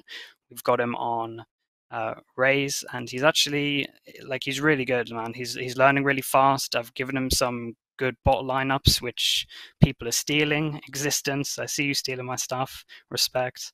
But yeah, he's good. He's got really good utility. He's kind of he's the main guy that I'm looking to when there's a new new agent out. Sorry, that he can play that agent because he just instantly seems to get them pretty fast. So yeah, hopefully I didn't miss anyone. We have myself as well, but yeah, I think I got everyone. Yeah, and I wanted to talk a little bit about the coaching aspect. I think that there's certainly a lot of coaches out there. I've talked to last week Vegas from High Ground, a team that also has a coach that kind of keeps them on board. I mean, how has the initial coaching experience been for the team? Has it been mostly practicing in organized environments, or just walk me through how you guys kind of came together and what are you hoping to? I mean, obviously, instead of winning everything, what are your kind of intermediate goals? Yeah, so in terms of coming together, Echoes formed the team, and I think they actually wanted to make this team in CS. And then obviously once hearing about the news from all this, it was like a no-brainer. But in terms of coaching, it's hard. I'm honestly on servers a lot, just like on customs, just trying to find just lineups, just trying to find anything that's good, like Sage lineups, obviously smokes, Molly lineups, just everything for every situation. And yeah, we kind of, our general thing is we'll go over like an hour to 30 minutes of actual map stuff, prep, and then we normally just play like a best of three. And again, like our whole thing is just trying to mix it up, and we're just trying to find whatever we think is good at the moment. So our practices are all about just trying crazy stuff. I actually think I had Soulcast Dom on only a shotgun today on Haven because I was like, you are underestimating how good this gun is. So yeah, I had him on the judge today, just like we're literally going full in, we're trying anything. So don't knock it till you try it kind of mentality. So yeah, we're like, it's one of those things where with CS, right, no one used the Krieg and the Org for ages, so it's one of those things where it's like, guys, let's actually try everything. Like, you don't want to sleep on everything, and then there's a new meta that we'd slept on for a year and we're like, wow, how did we miss this, essentially? But yeah, coaching is hard right now because again, Riot observing, if you want to change I'll give you some free help on how to change the whole observing. He's got some experience. I've got the experience. I know we need to change. If you could make like a coaching slot. See, this is one of the things that I'm not sure their stance on actual coaching, whether I can be like I think in League I can't be on the server, or like I think I like leave once the game starts. So I'm trying to let Echoes do a lot of the calling.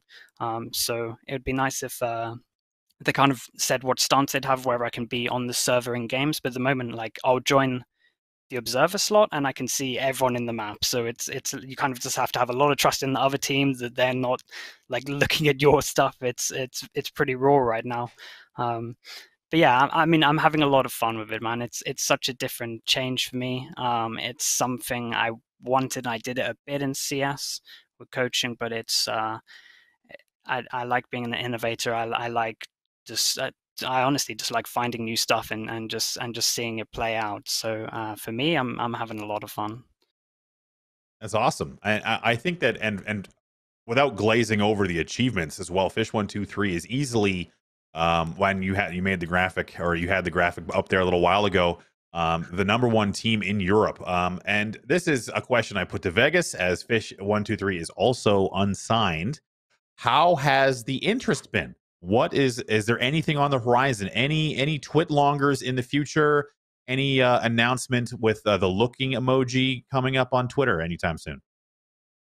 So, I mean, recently we've definitely had more interest, which is great. There was definitely a giant moment where where like individuals were Uh-oh. essentially getting more attention than the actual team. But like we're holding pretty strong with it. Yeah, we've actually been reached out to a few guys, so that's good. It starts. It's only initial talks, of course, but so yeah, we're still technically not signed to an org. Um, but yeah, we're the guys that are going to put in the time. So hopefully you'll see something within the next month, like within this month. Hopefully is what we want to do. Like we can't rock the Fish 123 banner for forever. So we'll see how it goes. As nice as it is, that Fish 123 banner. Now, I understand that this is not the first iteration of Fish 123. Where is that name from, and when did it come about? Yeah, it has a lot of history. It comes from CS Source. Jamie Hall, he's the coach of Complexity in CSGO right now. He actually made it back in the day. That was like the go-to name when it was like a mix of UK. Like mixes were so much more common back then, and you could actually like win tournaments essentially. Like it wasn't as competitive as it is now. So that was like the go-to name. Yeah, we've had a lot of players play under the banner. Like obviously good UK talent. Then you have like Blame F and just other people who would have played under the banner at random points. Like Fish 123 has won a good amount of awards over a lot of maps, so it was something that I actually went to Jamie because I just wanted to ask permission. I was like, mate, we're going for it. Like we won't tarnish the name or anything. Are you fine with us using it? Got his consent, and then we just went for it. So it's cool to bring it back. It's cool to give some respect on the name, essentially. So yeah, we're happy with what it's done. But yeah, it's something that's been around for like 15 years now, maybe. It's Wow, pretty crazy. 15. I know, and Lex, we haven't talked yet, and I wanted to bring you into this, and I think this is the perfect moment. As someone who has also been at the helm of a ever-evolving squad, specifically Mythic, who, I mean, has just as many ex-players on their roster on Liquipedia as I'm sure that Fish 123 might. But where's the current state of Mythic? This is not really on topic, but I want to know what's going on with that. Are we going to see a Valorant Mythic squad? You might. I have nothing to do with Mythic anymore. I've Okay, absolved I'm myself sorry. from that. I don't follow the. Okay. Hey, no, it's okay, because I mean I'm still friends with all those guys, and certainly I wish them well.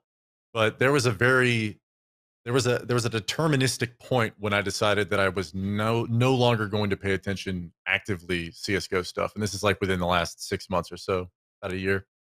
So like the most recent happenings in CS:GO, can't really touch too much on it. But dude, honestly, like I enjoyed hearing what you had to say, Sliggy, about Fish 123 and the intros, because I've been following you guys since the beginning of beta. Like your first wins that were streamed, I went back and I've watched a ton of footage of you guys playing the game. I've stolen a lot of your shit already for my pug rosters and implemented them. I think EU in general kind of has been playing the game differently from NA, at least on different paths. You know, there's a convergence and certainly a lot of similarities, but the The idea that, and by the way, I now know that Ice Paper Hands is not a different player that you guys are rotating in and out, and that just blew my mind. Glad I know that now. Um, but more to the point, like I've just been really impressed with you guys since the beginning of the beta. So I found it. I didn't realize that I was going to be on this show with you until a couple of days ago, and I was excited by that fact. So I'm glad we got to talk at length, or at least hear at length about Fish, because those you guys are fraggers, and I expect you guys will be on top teams or a top org here soon enough. Well, and Hey, man, just as appreciate an it. interlude, maybe Man. there's this is not by design by any stretch, but obviously Fish 123, an unsigned organization, something that any unsigned organization might want to consider employing as far as a utility would be concerned is an agency. Now, Lex, tell me a little bit about Possible. your move into Evolved, and how has that initial change been for you? For me, it's not really a whole lot of a change in the sense that I'm still working from home. You know, I've been doing the full-time streaming thing for so many years now, on and off, and working various jobs within the space. And I've been, you know, the freelancer lifestyle has taken a toll on my soul, to say the very least. And I mean that in a lighthearted way, but Oh yeah. genuinely just needing a change of pace and looking for something that's going to be a little bit more fulfilling than hopping out and turning on my stream every day. I know that kind of sounds like, well, I get to play video Not at games all. every day. Totally get it. Take advantage of that. Yeah, and I know you would, but like a lot of people that you know, All those I've other tried to players, have don't this worry about what they conversation with think. are just like, you were a pro gamer and now you want to do other stuff. But seriously, like, I've thought a lot about how, you know, I've actually had to kind of have this conversation many times now in the last 2 weeks since it got announced. Because I think for players, I mean, you know, as we get older, like the amount of time that I want to be spending playing video games hasn't necessarily changed a whole lot. It's just I have more commitments and there's more things that I want to be spending my time on. So working a new career path was not always an option for me when I want to be streaming and I want to be competing and I want to be doing all these things, casting, whatever. And this is actually something that I can do alongside a lot of that. It also kind of fulfills something that is deep in my history as a player, because I'm not originally a CS:GO player. I've come through many different communities and many different game backgrounds where, you know, I've either played professionally or I've represented organizations or I've signed contracts. I've accepted sponsorships that were good and bad, and I've made a shit ton of mistakes. And honestly, like I have some idols that I looked up to when I was younger that I was lucky enough as a player, like, you know, to this day, one of the guys that I'm working with on the agency is one of those guys that I've known since I was like 14, 15 years old, coming up in the scene. And I've had to ask them for guidance, for help, you know, not just in the gaming sense, but in life, and what direction they want to take their careers. Do they want to be streamers? Do they want to be players? And now I can actually like give some real uh hopefully insightful experiences and give them to players that need it. You know, they're thinking about signing contracts. They're thinking about major life decisions at 16, 17, 18 years old and onwards that have major ramifications for the next 5, 10 years of their life that maybe they're not even aware of when they want to make those commitments. So for me, like working as an agent is allowing me to kind of stay in the gaming world, stay competing, stay up to date, you know, on various games. I can still pursue a Quake Pro career. I don't think it's too late for me. I'm only turning 30 Diabolical, next bro. week. You got to get on the new wave. Like, oh yeah. We're egg game, baby. Soon enough. No, I'm joking, but seriously, like I think it's just something that's like I've already found some fulfillment. Like since I started working with Evolved in the last 2 weeks, like I feel like I've actually made a difference for somebody, and that is already like, maybe it's not always something that I'm going to want to be doing. Right now, it's kind of at a point where, you know, I'm training to be doing these things. I'm taking on some clients, and I'm trying to find my own way. But this isn't really about me in that when we're talking about this. It's about the players that, you know, are going to be future pros of Valorant and are going to be representing my region in the future, and EU for that matter. I mean, this is going to be a global game that is involving a whole lot of people that I've known for years and a whole lot of people that I don't know yet. But that's kind of the exciting thing that comes with the new game, is that, you know, for a lot of these people who have lots of talent, for Fish123, for you, Sliggy, like a lot of folks are going to make a significant living and are going to have a lot of good years ahead of them playing Valorant. And for some people, it's going to be a nightmare. And for navigating those waters, you know, an agent, a lawyer, somebody to talk to, anybody really that has some insight onto these things, like, go and talk to them as players. Like, please, like, do not feel like you can't reach out to, you know, an agency, a lawyer. Like, they're all over Twitter these days, and sometimes you got to check through bios and do a background check before you do it. But but genuinely, don't just pick anyone. Yeah, well, that's what I'm saying, is like that's what we're here for, is to help ultimately guide players on a path to success, and have them, you know, in my own history, like I said, I've been burned by some nefarious types and personalities in the space, you know, and I've been here for almost 20 years, and you know, I haven't fucked up royally to the point where I need to run away and hide and change my handle or anything, but, like, you know, I've made a lot of mistakes. And I think, like, that experience can definitely be helpful to younger players that maybe haven't tread down those roads yet. It's crazy to think, like, I got two guys on either side of me here that basically, and myself to an extent as well. We all started with, like, I enjoy clicking on the heads. That's what I like to do. I'm going to try and do that as much as humanly possible. And then eventually that kind of reaches a level where it's not quite enough, and you want to do a little bit more. You either want to compete or coach, and then even after that, there's that next level, and we're in this wave, this generation of people that spent most of the early days convincing others that video games were a viable anything. So now to have all these different career choices and all these different opportunities depending on skill set, really important. And I wanted to talk a little bit briefly and bring it back to Sliggy, as Lex, you just gave us your personal journey on the way here. Sliggy, obviously you've been around a long time. Observing is kind of your most recent gig, but I want to talk a little bit about you as a guy coming up as both a player who's competed at various levels, into observing, and then finally to Valorant. How did we get here? Like, where is your kind of mindset? What is driving you, and what is just tell me a bit about your journey. Yeah, so essentially, I just kind of started off when I was younger, and wanted to play. I literally started as a player, wanted to play events, wanted to be the best. I probably didn't treat it with enough respect, I guess. I never really joined a team early enough. I never really, like, fully committed. I was always, like, the kind of onliner guy that would go to, like, mix lands and stuff like that.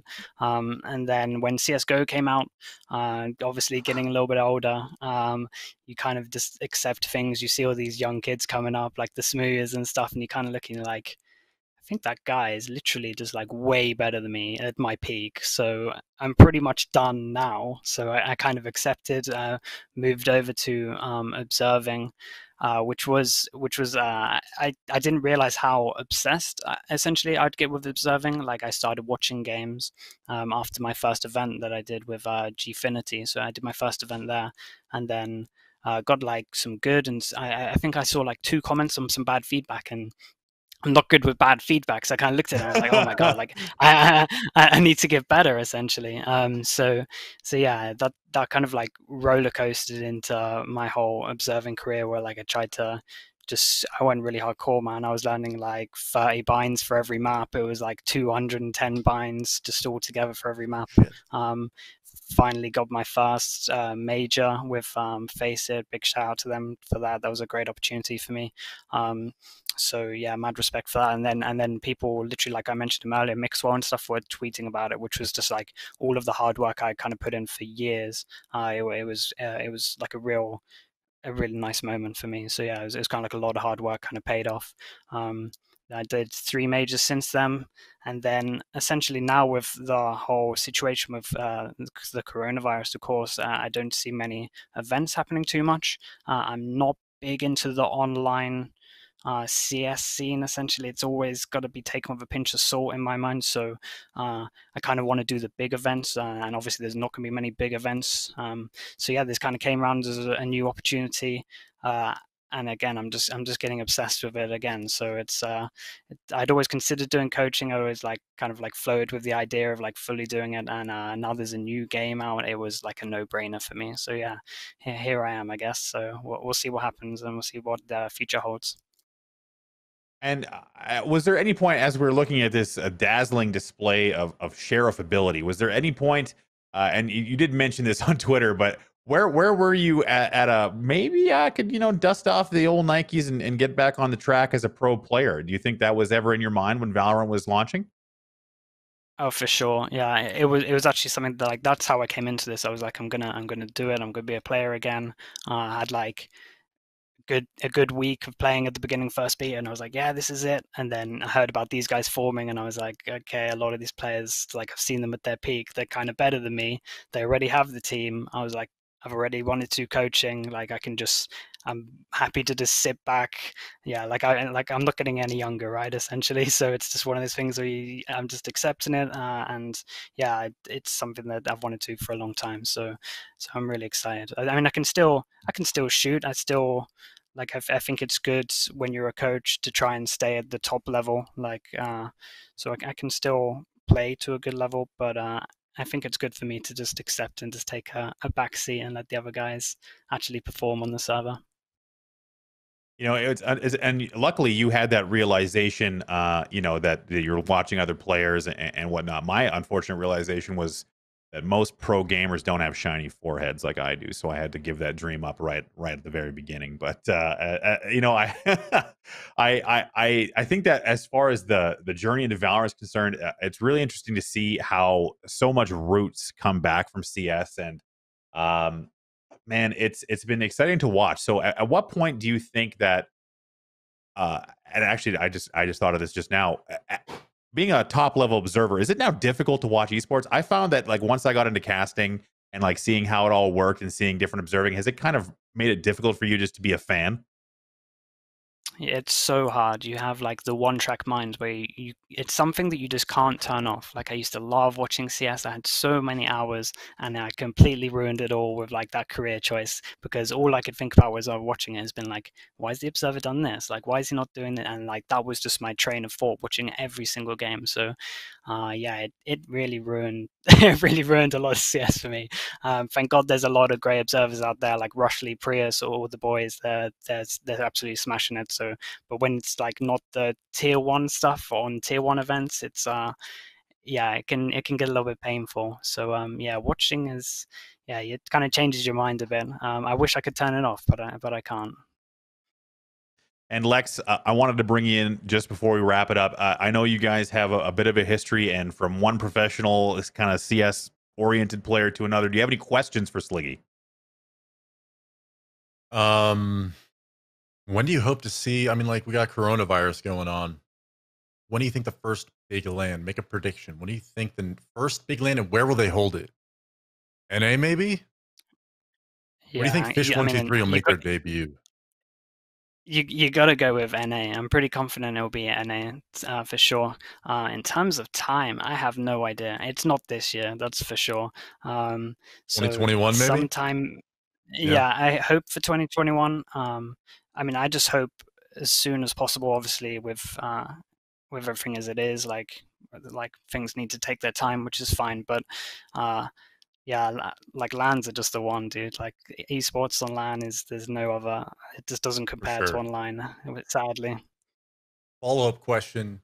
Uh so coaching is something that I've done a couple of times, like with trials with teams, and I've decided that I didn't want to do it or I didn't like the core and didn't think we'd mesh. I just had my own thing. But coaching has always been like on the forefront of my mind as maybe something that I would want to get into. And so for anybody else who's like watching at home, do you regret making the choice to be a coach in the sense that like you're playing in the serve with these guys every day? Like, does it ever get frustrating? Do you have days where you just like are having issues with the squad, or maybe you like don't want to be there doing something else? Because to me, like coaching is one of the most admirable and underappreciated parts of like CS in terms of the benefits that they can bring to a team and how hard they work behind the scenes. And so like for Valorant, and there's a follow-up to this. For Valorant, like how do you think coaches can be appreciated a bit better than perhaps the way that Valve's treated coaches in CS? Yeah, I don't know how their stance is going to be. Honestly, it's going to be interesting. I Yeah, kind of hope that we're allowed like on the server and to talk. I don't think it's going to happen, but I would like that. In terms of like coaching this team, where it's probably a lot different to other teams. It's honestly like a group of mates. Everyone really gets on. It's like the mates team. I think that's something that's really underestimated in terms of like longevity of teams and just coming up with problems and just like working through stuff in the future. Like everyone really likes like everyone really genuinely really likes everyone. We play games like outside of team prac and stuff. It's not like come on at this time and play there, and like we're already there. Like we're playing games after essentially. So I think that's something that really like benefits us. That's again, that's why I've kind of like drilled into them, like guys, we like people are going to get individual offers, but like do not underestimate like the power of just having just everyone as friends sure. and just having just like if everyone has no fit, like when you join a new team and you're like, oh, like people are watching me, like is this person talking behind my back and stuff like that, like we're just fully You don't have open, that like stress. I don't yeah, that stress can just play on minds and can honestly ruin players. Like as soon as one thing's like sets off, we've seen so much in CS. One thing will be said or like sets them off, and then like their whole play deteriorates because they're constantly like worried about what everyone else is thinking. So with this, at least like our main core strength is the fact that we're all mates. Like we haven't actually come up with any problems yet, which is good. It's still early days. I'm sure some stuff will come in, but hopefully like we'll just deal with it. Like as mates do, we just talk about it openly, and yeah, it's I think it's something that should suit as well. Just being like it's something that's been missing for a while, just like a team of actual like friends, essentially.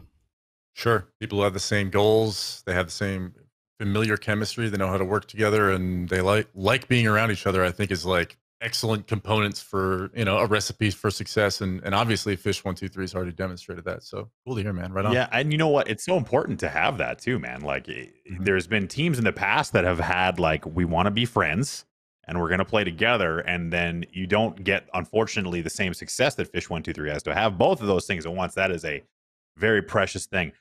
But we are out of time, gentlemen. It has been an absolute pleasure talking all the way through today's topics with you guys. Tremendous time. Thank you so much for joining us. You can follow these guys on Twitter. Their title or their handles are right below them. A huge shout out to Do Not Peak on Twitter as well. You can follow us twitter.com/DNPeak, twitch.tv/DNPeak, and on YouTube at Do Not Peak. Make sure that you are subscribed on all these channels, that you're always getting the feed here, because we have a lot more to talk about. We're in the early days, the first show post-launch. Gentlemen, thank you so much for watching. For all you guys out there, thank you as well. And hopefully we'll see you guys back here at our regular time slot, Tuesday, 11 a.m. Pacific next week here on the channel. And until then, we'll see you guys out there.